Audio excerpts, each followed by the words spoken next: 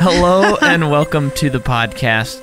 This is our second series. This is the first of the second series, and that series is... Mad Max. Mad Max. So, audience, I got a question for you. Are you ready to get mad? I'm already mad. Yeah. We actually scheduled this out just right so that it would be rush hour outside, so you'll be hearing cars driving by throughout this whole episode. And since it is Mad Max, it's thematic, and that is intentional, and it's not just the way things worked out. Hear those engines roar. Hear the engines roar. So, let's just dive straight into it. This is Mel Gibson's in some dumb movies, man. Jordan's just been scrolling through Mel Gibson's filmography, getting ready for this. This is the last movie he was in, called The Professor and the Madman. Okay. This is what it's about, with Sean Penn. Cover looks awful. Professor James Murray begins compiling words for the first edition of the Oxford English Dictionary. Did you fall asleep yet? Yeah, I was going to say that sounds very boring. It's got an 8.5, though. Really? Let me see what year. Or no, you tell me what year. This year. Oh, this year. Is it out? No, probably not. But it's a biography, drama, mystery, and a thriller. I didn't know the dictionary could be thrilling. Well, they were just trying to put as many words as they could. Okay, but we're here to talk about Mad Max. We're here to go to one of his first movies ever. Yeah, and this is this is the podcast where we analyze series, franchises, and we try and see how they progress and if they're good, if they're bad. And we've done Marvel Phase 1, check that out. We're doing Mad Max now. And this is the first one, so it's a level playing field right now. Yes. So this movie... And we picked Mad Max, one, because we like the series a lot. Uh-huh. But it's also... it is still action, but it's very different change of pace from Marvel. Even if a lot of you people who are listening to this haven't seen it, it's very accessible, a very interesting watch. Yeah, and one of the reasons I wanted to do it, too, is it's a very untraditional series. Yeah. Untraditional? Non-traditional. Yes. It's just very, to me at least, it feels like each movie completely stands on its own, and yet it does feel like a cohesive series, but it doesn't follow in this movie we did this, so the next movie we have to make sure we pay off that, or... Right. It's all like separate adventure. It's kind of Indiana Jonesy in that way, where it just kind of, yes, it's the same character, but it doesn't really have to connect to everything else. Yeah. And I also just love, which we'll get more into in the next episode, I love how in this Mad Max, it's in the future, kind of, a little bit. It says a few years from now. Yeah. And then the next movie starts off with news footage, and it just says there's an oil crisis. It's in the future. Everything is desolate. Everyone's looking for oil. And then you're like, what is this? I feel like, although that is very drastic, the second movie to the first movie, I feel like, in a way, the first movie, without George Miller probably knowing, kind of set it up. Because it already... I mean, it's like in the plains of Australia. So it looks very desolate. Oh, yeah. And there is a part where people are siphoning gas out of a tanker, like, as it's driving. So, like, you can tell that there is... everything's like the police station is all in disarray. It's like it looks like there's only 5 cops left in Australia. Yeah. So... It is. I feel like if you think about it, it's not that crazy that it happened right after that movie. But yeah, it is pretty drastic. Well, and so I was actually jumping ahead, even though we haven't watched Mad Max 2 yet for this. But originally he was just making this movie. Yeah. And then he kind of revisited the idea like a year or two later about making a sequel. So it makes me wonder... Because this movie, it's a low-budget indie movie that they had to shoot. So basically, they were forced to shoot in desolate areas because where else can you do stunts where you're not paying fees and whatnot? Right. So it's almost like he thinks about that and then expands upon that. So it's one of those... He uses his limitations. Yes, exactly. That's what I was going to say, but in more words and less direct. So this movie came out... the 12th of April, 1979, and it is an Australian movie directed by George Miller and produced by Byron Kennedy, who had his own company, Crossroads, and it's Mad Max Films and Crossroads. Yeah. And then it's distributed by Roadshow Film, and the screenplay is by James McCausland and George Miller, story by George Miller and Byron Kennedy. Music by Brian May. Cinematography, David Egby, who would go on to do such films as the live-action Scooby-Doo. But he's who? This is the cinematographer. Oh, okay. Cinematographer, David Scooby-Doo, Egby. the live action you said? Mm-hmm. Great. Riddick, Predator. He went on to do actually a lot. And this is a classic cult following movie. Yes. Although it did do very well. So it's not traditional in the sense of, say... I think for our generation, for a younger generation. Mm-hmm. Well, probably more our parents. Yeah, maybe. Like, I don't know. I did not know about this movie until I was in college. I didn't know it existed. Yeah. Until you told me about it. Yeah. I feel Cute. good about that. But it's not traditional in the sense of, say, a Fight Club where it didn't do well, and then years later it finds its success. Yeah. It always did well, but it was on a smaller level that it did well. And then the cult following is more that just more and more people started watching it and liking it and enjoying it. So, again, this is such a weird and cool series. I'm so excited about this one. You said you don't like to guess this, but wasn't it only 100 and something thousand or 200 and something thousand? The budget? Yeah. You're close. It's 350 to 400,000. Yeah. And what's wild is... Which, listeners, for an action movie, even in 1979, that's very cheap. Yeah. Yeah, I mean, something like this, I would think you'd want a good 10 million. Yeah. Back then. Yeah. But then it goes on, at least in the U.S. is all I could find. It gets 100 million in the U.S. box office. Wow. So, I mean, big returns. And because of Mel. Well, kind of, because he grew up in Australia. Yeah. So he was born in New York, moved to Australia when he was 12, and then he was there in Australia. So yeah, he doesn't have like a draw in America or anything. Not yet. That's not what you were saying. Or was it what you were saying? No, I'm just saying because Mel's great. Oh, yeah, well, yeah. He's great at this current time in history. Yeah, in 1979. We're talking about then. The 1979 Mel Gibson. But George Miller was a doctor in Sydney, Australia. Yeah. And he worked in the emergency room, and that's part of where he got some of the inspiration, because he would see these horrible accidents and these horrible victims of those accidents. And he met at that hospital a filmmaker, Byron Kennedy. Wait, why was he there? Do you know why? He was working as well. Oh, okay. And he was at a summer film school in 1971. They produced a movie. I think it's like a short called Violence in Cinema, Part 1. Mm-hmm. And then 8 years later, they made Mad Max, and they wanted to make, or George Miller wanted to make a silent movie with sound, was his kind of thought behind the movie. Interesting. I think I've actually heard that before. Yeah, and I mean, breaking that down, it's like, I mean, really, you could mute all of the Mad Max movies, and you'd go, okay, I understand what's going on. There's not a lot of dialogue. And I gotta say, when there is dialogue, it wasn't recorded very well. Oh, so it's pretty hard to hear what they're even saying. When you're watching these low-budget movies, that's the first thing that you notice, is that they don't have good sound. Yeah. And he was inspired by Buster Keaton and Harold Lloyd. Oh, that makes sense. And wanted the narrative to be simple. But see, so Kennedy and Miller did 3 months of emergency medical calls to help fund the movie, while they circulated a 40-page presentation to get more money. Wow. And then this is very cool. They closed roads without permission of the police. So this is a very guerrilla filmmaking movie.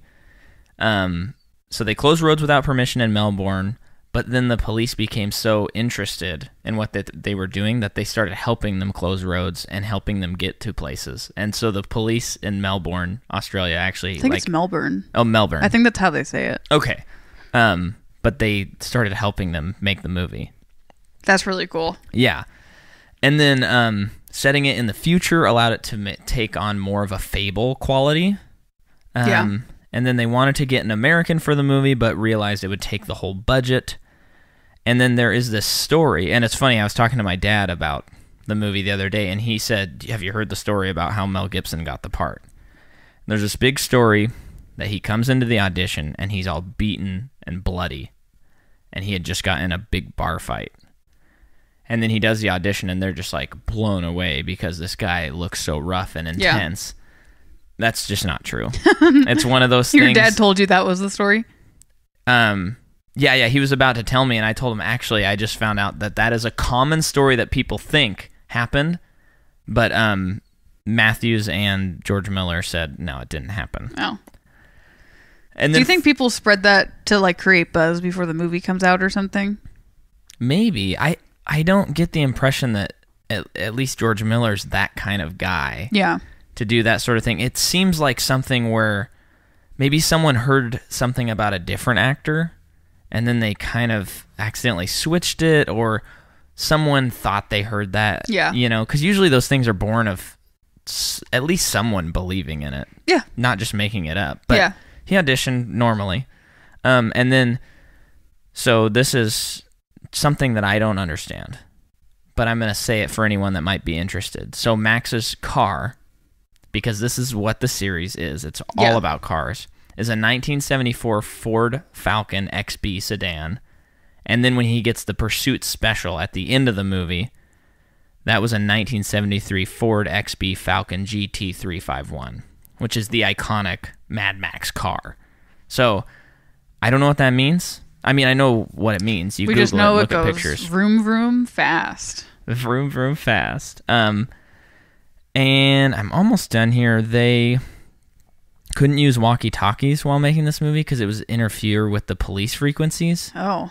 So I imagine that's a nightmare because they're doing pretty intense stunts in this movie. And so I don't know how you would get a hold of people to make sure everything's in line and okay, because you don't have cell phones. Yeah. And then when they moved it to America, they had some translation dubs because of the Australian, even though Australians speak English. So there's a handy-dandy Australian to American translation. So when they said, oi, that became, hey. Wait, they really had to change that? Yeah. When they said, see looks, it became, see what I see? Windscreen became windshield. Very towy became super hot. And probby, which is a probationary officer, became rookie. Oh, okay. And then originally many critics called it awful due to the violence and a bad story. I saw someone compared it to like Charles Manson or something like that. What? Like only the fanatics who like Charles Manson would like something as the only gross thing as that this. I understand and maybe kind of agree with is the story isn't great. It's not. It's not. It's not very clear. Well, we'll get into that after. Okay. My turn. Yeah. Jump on it. Yeah. Okay, so George Miller. This is his first movie. Other notable things that he's done post Mad Max, besides the sequels, is the Twilight Zone movie in 1983, Lorenzo's Oil in 1992. Oh, Babe. he did. So he did one of the, because the Twilight Zone movie was segmented. Yeah, had so he did multiple part of directors. it. He did one of the segments. Yeah. Okay. It didn't say that I remember. Okay. And then Lorenzo's Oil, Babe, the pig. Did he direct these, or was he just involved in writing? Direct. Okay. So he directed Babe. Stop questioning me. I did not know that. Happy Feet 1 and 2. Heck yeah. And then Fury Road, which is his last work currently. And then Mel Gibson, this is his fourth acting credit. Okay. Before that he did sorry, no, dang it. He did just some like TV stuff in like one movie. Okay. Which looks very weird. And then to me, like what was most notable to me post this was like, but he was in a lot of stuff between this and Lethal Weapon, including the sequels. But like Lethal Weapon was the next one that jumped out to me. And then Hamlet, which I think is kind of a big movie. Okay. And then Braveheart, Pocahontas, so on and so forth. He just goes. Yeah. He doesn't really ever take a break from acting, or even then he gets into directing, and then he does a lot. He is a hard worker. Well, only until his controversies with abuse and whatnot. I mean, he was top of the world A-lister. Yeah. I mean, really, because I grew up and, Mel Gibson was one of the first actors that I knew who Mel Gibson was. Yeah. And then, I'm sure at some point we'll have to cover Lethal Weapon. I mean, I think he's in a couple series that we'll probably we'll cover at some point. Yeah, he's just just so much stuff. It's insane. And not even like so much stuff, and he's a lead. Oh, yeah. Which is crazy. Yeah, that is crazy. And then Joanne Samuel is Jesse, his wife, girlfriend, I don't really know. It's his wife. Okay. I don't think they specify that in the movie, but... She's in Gallagher's Travel. She's in a lot of TV movies, a lot of TV stuff. She's in the Wiggles movie as Mrs. Bingle. Never saw it. Like the Wiggles, like the... Yeah. Potato. Like the kids show? Yeah. They made a movie? In 1997. Probably a TV movie. So... He just blew my mind. And then the man who plays Toe Cutter, which is the main bad guy, he was born in Kashmir, India, which I think is just cool. Yeah. This he's been in some stuff, but kind of with a lot of the people in this movie, like everyone's Australian, and a lot of people, it looks like stayed in Australia. Yeah, like didn't really go like to America or like even England or something. Well, and a lot of these people are probably friends. Like a lot of the people who don't have speaking roles are probably friends and just stunt people. Yeah. So yeah, so the guy who plays Toe Cutter is also, and I'm just gonna say the name of the character. Okay. To see if listeners get it. Okay. And if they don't, they have to wait until we get to it. Ooh. But he also in a very famous movie. It plays Immortan Joe. Immortan Joe. And we'll get to that later in a later episode. Okay. Wink, what wink. a nice tease. And then the only other person I looked up was Steve Bisley, his Mel Gibson's like partner, the blonde guy on the motorcycle. And it's just a lot of TV movie. Okay. Cool. A lot of TV Australian movies. TV movies? And just TV shows in general. Yeah, because none of them I recognize at all. And I feel like there are a lot of things I don't recognize, but I feel like I would have recognized one or two of the things, but I just assume those all Australian stuff. Yeah. Or just not American stuff. But those were the big things that I noted. Those are your big ones? Yeah. So here's what I want to before we're getting into the plot of the movie. This is a movie called Mad Max. That's awesome. I already love it. Yeah. The bad guy in this movie, his name is Toe Cutter. Guess what? I already love this movie.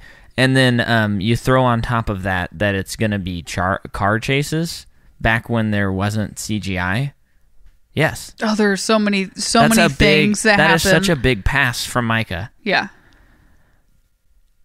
I just had to say that up front. Okay. I just think it needs to be appreciated. His full name is Max Rockatansky. Yeah. And I think he pronounced it Rockatansky. Like very, very quick and strange. But are you kidding me? What more could you want from a movie? I guess nothing. Yeah, I don't want anything else. Like I kind of said earlier, the story itself isn't very good, but I don't care because the visuals are so interesting and the acting is still good.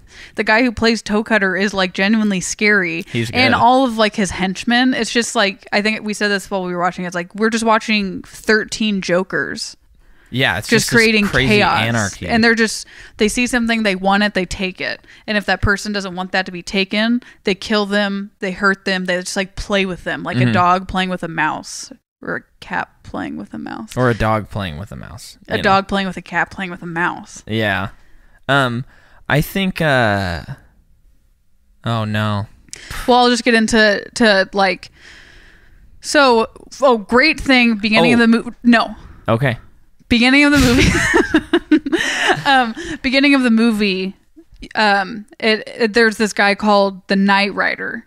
Well, before that, there's a logo that pops up that's silver and has lightning bolts and says Mad Max. And that's, again, when I thumbs up and go, unbelievable. Okay, yeah. Pretty cool. And then the movie just starts. There's this guy, he stole a police car with his girlfriend. He's called the Night Rider, and he's talking to all the policemen on the radio, and is just saying how great he is, and you can't catch me, and all these things, and all of the police killed officers. a police officer as well. All the police officers are just like spinning out to try and catch up with him, and every once in a while they would cut to this guy in a car, but they wouldn't show his full face. You can tell he's a police officer because he's wearing the same outfit and driving the same car as everyone else, but like that's it. So this is like a pretty big opening scene. Like it's pretty long, but as everyone's peeling out, when it finally gets back to that guy that they won't show, who is obviously Max, he doesn't peel out. He just slowly and safely gets onto the road, and then he just takes off. And then because the Knight Rider kind of is able to evade the other police. Yeah, and the whole time it's cutting back, like you said,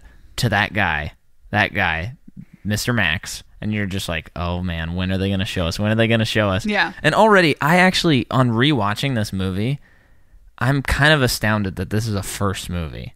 I know, it's nuts. I know that there's low budget things, but the movie looks amazing. It's like pretty a highly stylized, breathtaking movie. Yeah. Like, and the shots aren't weird, or the cuts are all good and stuff. It's really impressive. Yeah, and it's hard to make I feel like it's hard to make an action movie, period. It's hard to make an action movie as your first movie and to have it make $100 million. And George Miller just seemed to have understood it. Like which kind of shots he needed to get and when to do slow motion. Yeah. You know? Well, and that probably comes from the inspiration of looking at those old silent comedy comedians. Yeah. Because action films, to a certain degree, need to have an element of, at least in my opinion, a really good action movie should be able to be played in pretty much anywhere, and pretty much any audience can watch it and just be like, okay, I might not have got the specifics of the plot, but I understood what happened, and that was cool. Right. Because an action movie, you need to go, that's cool. Right, and they did do a smart thing at the beginning where the guy did steal a police car, but he stole a black police car, and everyone else was driving a yellow car. So it was easy to know who was good and who was bad. That's smart. Yeah, I didn't even notice that. But this person drives through an RV, and the RV like explodes, but not in a fiery way. It just explodes. Literally, someone drove through an RV for this movie, and it shreds the RV to pieces. It's so cool. It's so cool. Awesome. Yeah. But then because as soon as Max gets involved with this high-speed chase, it results in Knight Rider's death. Mm-hmm. And then, of course, Knight Rider. Hey, there's our pastor and his family. Hi, Kenner and family. Anyway. So Knight Rider is part of Toe Cutter's crew. Yeah. So the fact that he was killed, everyone was like, Max, he's coming after you. And this is when it gets unclear to me. Because they told Max, you need to be careful. But for some reason, they were going after the blonde guy. And maybe they were going after the blonde guy because they knew how to get to Max through him. Yeah, because I think there's a scene where they're out looking for someone. I mean, I agree. Some of the plot is kind of confusing, but they're looking for someone, and Goose, Max's partner, the blonde-haired guy, he gets that one kind of weird guy, takes him back to the police station. And that's true. He like puts a target on his back. Yeah, and they release him, and then as the lawyers are releasing them, he attacks that guy, and he's like, he's my prisoner, you can't take him. Right. And that's when he's marked. So they're both marked, basically. Yeah. And I think, so when he arrests that guy, which for some reason I can't remember. Oh yeah, it's because Toe Cutter's crew terrorizes a town, very old Western Seven Samurai-y, where they pull up into a town on their horses, quote unquote, their motorcycles, and the townspeople are all looking around scared. And this couple tries to escape. Yeah. And they get him, and then it's implied that they abuse, possibly rape. Both of them. Both of them? They're both pretty bloody in areas.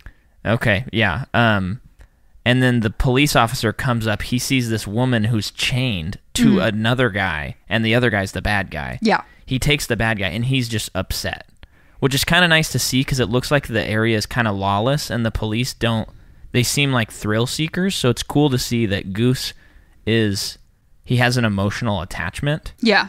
And then when they're letting him go, the prisoner, the lawyers come in and they have these really bad looking suits and just kind of folders. And I just thought that was kind of an interesting touch. Yeah. Because they're at the Hall of Justice. Which is all just like basically a ruin. Yeah, and I know a lot of it's unintentional world building, but the things that make it seem post-apocalyptic, which are probably budgetary restraints, do build a lot into this movie. Yeah. And I think, speaking of which, I was trying to take note of what things are happening that show that it's in the future. Yeah. Because the first time I watched this movie, I didn't realize it was in the future. Yeah. Now, considering that it was, 20 years after the movie came out. Yeah. But I had forgotten at the beginning that it says a few years from now. But everyone refers to this movie as a futuristic movie. Mm-hmm. But there's not like, it's a dystopian future. It's not like a technology-run future. But the things it's kind of like, the first thing that came to my mind was Looper. Mm-hmm. Looper is about time travel, Yeah. but like the world that it's set in is definitely the future in a lot of ways. Yeah. But that's not the important part. Yeah. That just is like they chose to set it there. What's really in the future is what they're time traveling to. Uh-huh. Does that make sense? Yeah. So I like that. It's a lot of great world building instead of like, this world that's so futuristic that the plot depends on it. Mm-hmm. This is like the plot doesn't really depend on it. Yeah, Does it's that just make kind sense? of it's another character in a lot of ways. But yeah, some of the signs it's just like the disheveled nature of everything and all these locations that are desolate. And then there's one thing, the police chief keeps saying that people don't believe in heroes anymore. Yeah. And I think that's kind of a sign of if the world is breaking down, people are going to not believe in heroes anymore. Yeah. So that's kind of a nice addition to the dystopian nature of the film. Yeah. And even, Max isn't really a hero like traditionally. Mm-mm. He's a hero up to the point that he's a police officer doing his duty, but then his wife has like a run-in with these guys and he's like, I quit. He's just like, I'm done with this. Let's not get there quite yet. Well, what else is there to talk about? There's that scene at the beginning when he is hanging out with his wife at their house, and there's not much that's said or done, but he kind of gets up and he's like, I gotta go to work, and she's like, don't go, please don't go. Yeah. And he goes, I just gotta go, but then she gives him sign language for I'm crazy about you. I'm crazy about you. And he gets in his car, and that to me, as far as action movies go, I love those quick things where we go, oh, they really love each other. They struggle with work, but she still supports him in that. Yeah. And he's still going to love her and their child. And they just, a minute scene gets us attached to those characters. Mm-hmm. She's very good at acting in this movie. She's so good. Yeah, she's a standout in this. And then there is the scene when the guys are terrorizing the town, Toe Cutter's crew, where they're trying to get they're getting the what is that called? The coffin that has the Knight Rider in it. Yes. And Toe Cutter is approached by a man, and the man says, what are you doing? And he says, well, I'm trying to remember. There's just a great line that sums up Toe Cutter to me. This bad. You're talking about the dude. guy at the train station? Yeah, and when the guy said, like, he tells the guy, take off your hat, this. Oh, and he says, and then the guy's like, whatever you want. He says, whatever you say. He says, anything you say. Yeah. And then Toe Cutter says, anything I say. What a wonderful philosophy you have. Yeah. Love it. Yeah. And then they drag a man. Yes. Out of town. Out of town. They tie a rope to a man, and you can tell it's a real person, and they drive a motorcycle with the man on the ground being dragged behind a motorcycle. I don't know how they did that without hurting that man. This movie, it's just crazy. And then, another kind of futuristic, not a futuristic thing, but showing the world is the police the police sergeant says, so long as the paperwork's clean, you can do whatever you like. Yeah. And he says that to the guys. Right. And then we get to the point where the prisoner that's left from prison is trying to get Goose back. Yeah. And he throws a rock into the air, and it smashes into the windshield of Goose's car. The car that he borrows. Remember that? He's standing on the hill, he throws a rock, and it smashes directly into the windshield in one shot, so they had to actually do that. I don't actually remember that, so I'm totally blanking on that. You and I both went, what? Oh. And then he pulls over, and then Toe Cutter has him burn Goose's body. You don't remember any of that? But there was that one part when Goose was on his motorcycle. They did something to his motorcycle that made him spin out. That's right. And then I guess that's when he gets the car because it ruins his motorcycle. Yeah. He borrows a car from someone, and then they attack him. They burn him. He goes to the hospital. Yeah. And then Max sees him, and he's like, I'm out. Yes. That's it. So then he takes his wife and his child, and they get out of town. It's like, we're going on a trip. Yeah. We're getting out of this crazy lawlessness, which the whole thing is everything's pretty lawless. You can't just escape it. Uh-huh. And he still has a target on his back, so they're still looking for him. Mm-hmm. And this is something that... I didn't realize that he had a target on his back until because they told him that they're coming for him. Yeah. But... there was a part before. So when Max turns in his papers and he quits, and the chief is like trying to convince him to stay, and he's like, no means no. But the chief is basically asking like, why are you just quitting all of a sudden? And Max is like, I'm afraid that I'm gonna let I like it too much, like the thrill and the danger too much, and that's something that I don't think they represented very well. Okay. One, namely. I don't know. I just like he hasn't done anything too crazy yet. He's done some like chivalrous things. He's taken down bad guys. He's a good cop. But to me, they haven't proven that he is having a hard time like not letting his anger get the better of him and like hurting people, which is what he says he's afraid of. Like but what the point he's making is he's afraid that he's not that much different than Toe Cutter and everyone else. But then you see, through the events of the movie, things that happen in his life that turns him into being dangerous and vengeful. Yeah, it's like we see it after the fact. Yeah. So I guess they kind of show us. Sort of, but it's just not great storytelling, I think. Whoa. It's okay, the movie's still great. Yeah. Yes. Sorry, I was trying to look. The sergeant looks like the bald guy in Raiders of the Lost Ark who gets blended up into the plane. Is it him? It's not. Okay. But I did hear all that. Yeah. But as the Max and his wife and child are getting out of town, they adopt one of the cutest dogs I've ever seen. Yeah, I have a note here. It says their dog rules. Period. That's the end of the note. I forgot to put the punctuation, but okay, maybe put it next time. Also, this movie leans pretty heavy on horror. Yeah. Which you had pointed out about halfway through.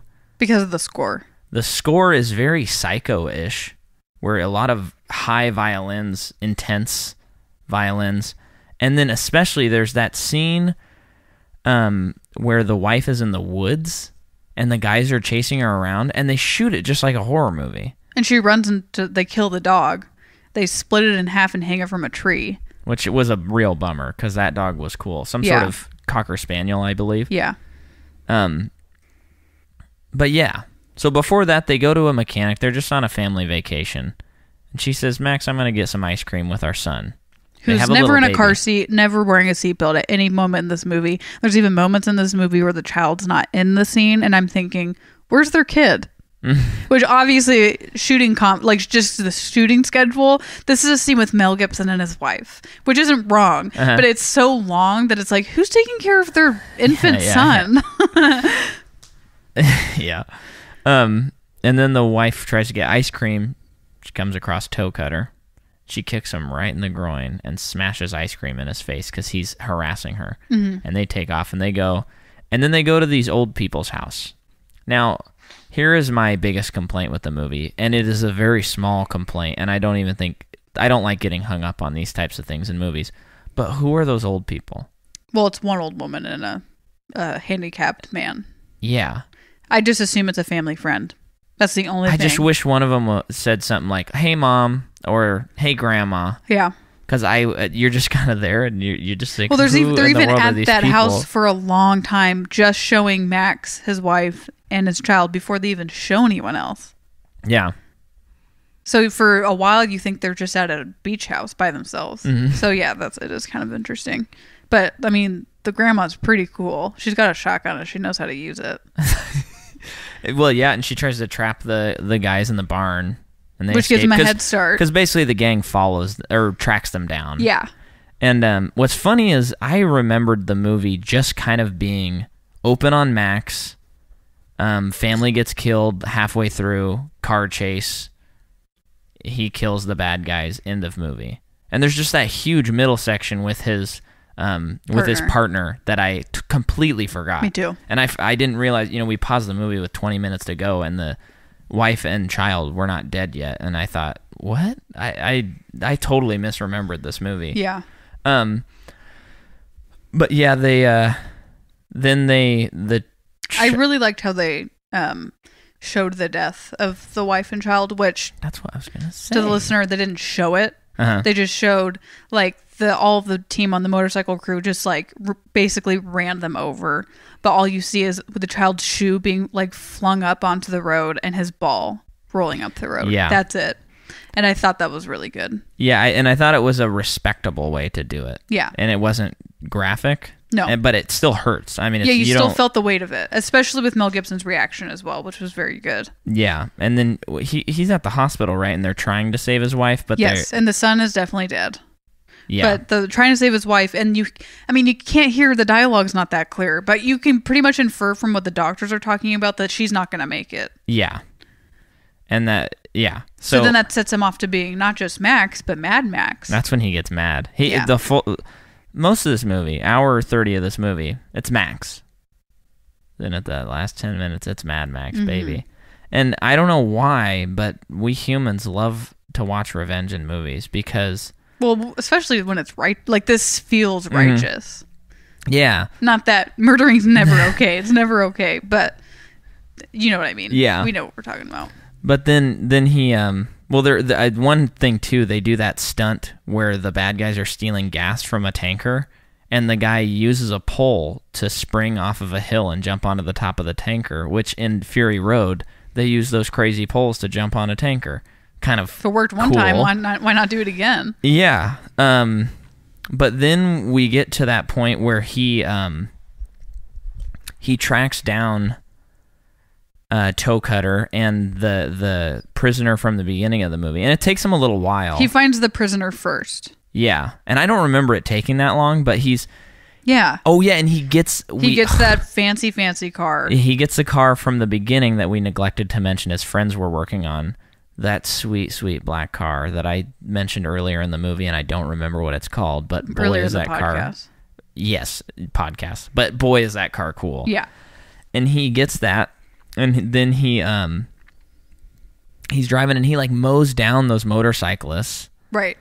And there's that shot where he makes a motorcycle guy crash on a bridge, and two of them oh, fly that's when the guy off gets the hit bridge. in the head with a wheel. Yes, and there is a stunt, and if you watch this movie, you'll know what we're talking about. If not, just look up Mad Max 1979 head wheel or something like that. And this is a real stunt. The guy was okay, but it's a real stunt where this guy slides off a motorcycle and the tire of his motorcycle hits him in the head. He is wearing a helmet, but it's nuts. And it's in slow motion too, so you're going, this happened much faster than this. Oh yeah. But gosh, I was watching an interview with Mel Gibson. It was for one of the DVDs, years later. Yeah. He recorded it, and he was kind of saying how there were all these crazy stunts, and he just kind of let them do the stunts. He was like, I'm not going to do that. I'm Mel Gibson. I got a lot of things to do after this movie. So that stunt is crazy. But then when he finds the guy, the prisoner for earlier in the movie, I just thought I loved how he found him. He finds like this truck flipped over off the side of the road. Oh, but before that is Toe Cutter. No, that's after. He finds that. No. Well, whatever. Can we just talk we'll about that? talk about that. So, this truck is flipped over. We don't know how it was flipped over. That's not important. I just like that it's already there and it's already happening. It's just right in the middle of the scene. And there's crap all over the place, which is cool. Which is just clear that this prisoner guy, we keep calling him the prisoner, but I don't remember his name. He's one of Toe Cutter's henchmen. He obviously caused this man to get into a car accident that killed him because there's this dead body and he's taking off his boots to steal his boots. And that's when Mel Gibson finds him. And he handcuffs him to the truck and there's gasoline leaking out of the truck really quickly. And he gives the guy a bone saw, or not a bone saw. He just gives him a saw. And he's like, because the truck has a bunch of tools in it. Yeah. And he's like, you have 10 minutes to probably get through the chain or 5 minutes to get through your ankle with the saw. And he puts a lighter right up next to the gasoline waiting for it to overflow. And he says you have like 6 minutes before it blows or something yeah, along something like those lines. That. And the guys... Sorry. No, you go ahead. It's just, I just love things like that because the guy's just like screaming at him like, you can't do this, you can't kill someone. And those things are always just interesting to me, but also just infuriating because like this guy had been killing people or like torturing people, and suddenly he has an opinion that you can't do those things. Yeah. Because he's panicking and he's desperate. But yeah. But thus a franchise is born. Yeah. Because a man named James Wan and his writing partner, I don't remember who his writing partner is, see Mad Max, and they see the scene where he gives this man an option to either chop off his leg or die. And now we have Saw. Yeah. And they have said that's an actual, like, they saw this movie and then they thought of Saw. And then they thought, what if we actually showed that part for an hour and a half to 2 hours for like 8 movies? Do you think people would like it? Unfortunately, yes. Yeah, people that thus started torture a big... porn is born. Yeah, it's funny because it's. And I'm not saying anything about the Saw movie storyline. I'm not saying anything about the storyline. I am talking about the graphic violence. That's the problem. I have still proudly never seen one of them, and I am not interested in seeing it. I don't think we'll cover the Saw series, everybody. No thanks. But maybe we'll do something with James Wan at some point. Well, Insidious. Someday when we do or Conjuring. When we do DC, we're gonna have to. Oh yeah. Okay, but Toe Cutter died before that. Yeah, remember he runs Toe Cutter down. He's in a motorcycle, and he's chasing him, and his car catches up to him, and then a semi comes over the horizon, and then Toe Cutter's eyes get really big. They do that bulge eye thing that's like so hard to look at, but such a great effect. And then the semi hits him and drives all over the body, and it like tumbles over the body. It's awesome. It's too real. And then he comes to that, and then and then I think an osprey is sitting there, and it like flies away, and then that's the end of the movie. Mm-hmm. And that's Mad Max 1979. Now, who would know that this franchise would then go on to make 3 sequels, one of which happens with like 15 or 16 years in between. Actually, way more, almost 20 years in between. And that movie would go on to win, I think, 7 Academy Awards. Crazy amount. Something like that. And just if I'm thinking back in my head, probably should have won Best Picture. I'm not sure. Yeah. In a movie that kind of is universally just everybody loves. And that movie has created a pretty interesting theory that you have about Mad Max. But we'll get to that when we get to that movie. Yeah. Yes. But yeah, that's Mad Max. I think it's funny if you watch this movie just in an isolated incident. It seems like this is a one and done movie. Yes. It just seems like an interesting movie, and it also seems like a movie where if they went back and did a sequel, it would suck. Yeah. But no. But I think it does get weird though. I mean, and of course, yeah, I can't really spoil what we think on the sequel, but it just like it you could totally hear you say that on Okay, there. well, I have to pee really bad. Okay, well, we'll wrap it up. Next week is I Mad want to say Max one more 2. thing, though. We have to. Okay, before I forget, one more thing for me, one more thing for you. The first time I saw the movie, we always talk about that. This was a franchise that my dad introduced me to, and we watched the movie. We watched on like torrent site or something like that, and he was just like, yeah, you gotta watch this movie. It's really cool, and he just said that, and then we went on to watch the others, which I'll talk about as we go, and then in anticipation for Fury Road, we watched. I watched them all again, and then this is the third time I've seen it. Cool. So now, when was the first time you saw Mad Max? I was in college, and you just told me to watch it, and I think I don't remember how you convinced. Not like you needed. It took hard convincing me to watch a movie, but wasn't Fury Road gonna come out that year?